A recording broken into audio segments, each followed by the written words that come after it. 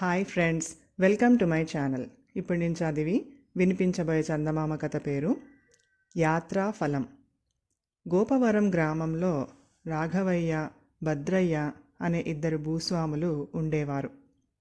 ఏనాడో భూముల కొనుగోలు విషయంలో వచ్చిన చిన్న తగాదా కొన్నాళ్లకు వాళ్ల మధ్య తీరని పగగా తయారైంది. రాఘవయ్య అనుచరులు కొంతమంది అతడు ఇచ్చిన ప్రోద్బలంతో భద్రయ్య తరపు వాళ్ల మీద చీటికి మాటికి కయ్యానికి కాలు దువ్వేవాళ్ళు.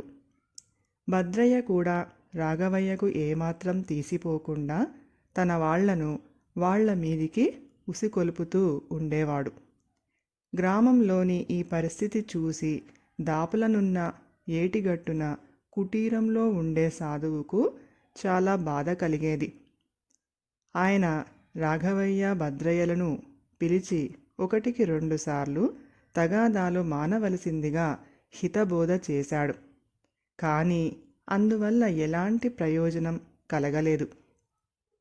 ఒకసారి రాఘవయ్య పుణ్యతీర్థాలకు యాత్ర వెళ్ళి రావాలనుకొని ఆ సంగతి చెప్పేందుకు సాధువును దర్శించి, నేను మన ఊరి వాళ్ళు కొందరితో కలిసి రామేశ్వరానికి యాత్ర వెళుతున్నాను. తమరు శిష్యులతో సహా వెంట వస్తే మాకు ఎంతో ఆనందంగా ఉంటుంది అన్నాడు. నాకెందుకు ఈ తీర్థయాత్రలు, మీరు వెళ్ళిరండి అన్నాడు సాధువు. రాఘవయ్య ఎంతో వినయంగా, ప్రయాణం ఖర్చుల గురించి మీరు ఏమీ ఆలోచించవలసిన పనిలేదు, ఇంత కలవాణ్ణి, అవన్నీ నేను చూసుకుంటాను అన్నాడు.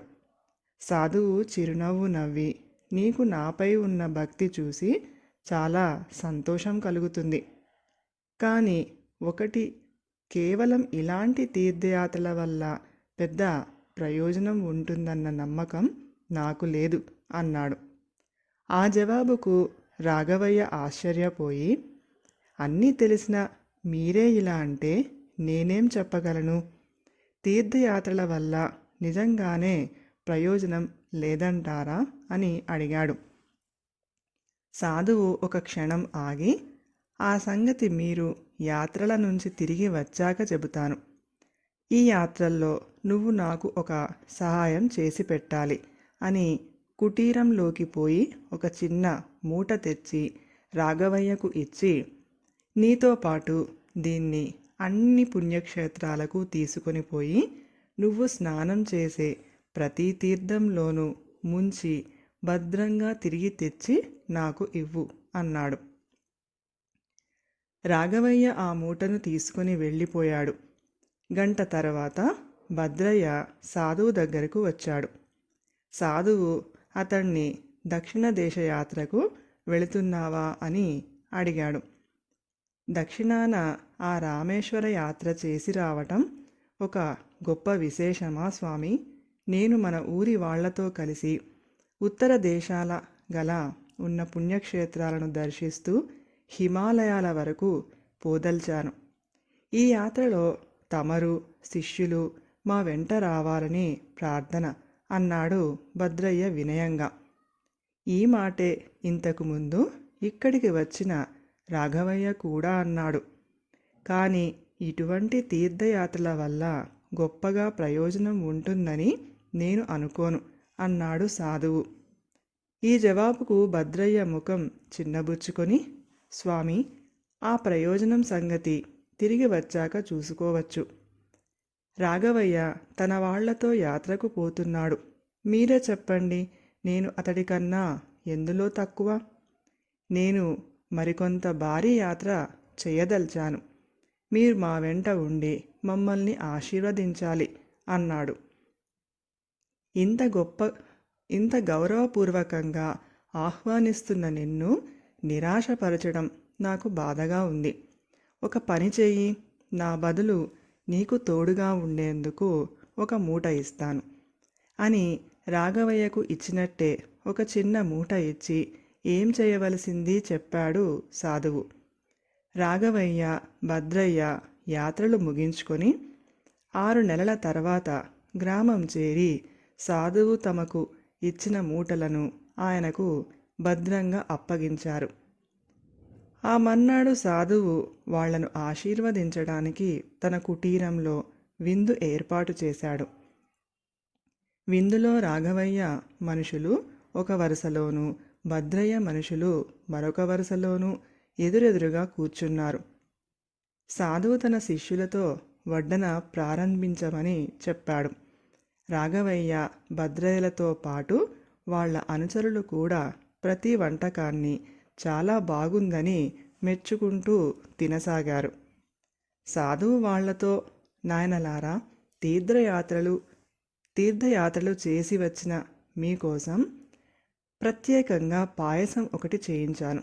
అది ఇప్పుడు మీరు తినే వాటికన్నా కూడా అద్భుతంగా ఉంటుంది అని శిష్యులకు ఆ పాయసం వడ్డించమని చెప్పాడు. పాయసం రుచి చూస్తూనే అందరూ ముఖాలు చిట్లించి సాధువుకేసి చూశారు.